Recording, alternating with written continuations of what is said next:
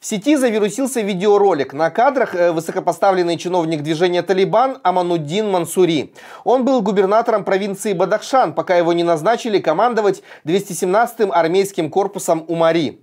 Мансури обещает захватить часть территории Таджикистана за несколько дней. Только руководство Эмирата Талибан разрешит нам, завоевание Таджикистана станет моей обязанностью. Моих повстанцев из Тахара, Кундуза и Бадахшана достаточно для выполнения этой миссии.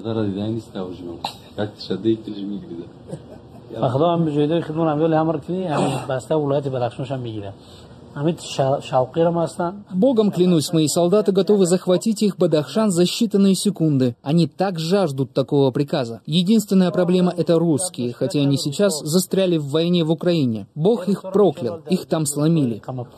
Это не первая угроза в адрес Таджикистана. Этнический пуштун Муладжан предупреждал, что рано или поздно Россия перестанет стоять за спиной Таджикистана. И тогда талибы захватят соседнюю страну.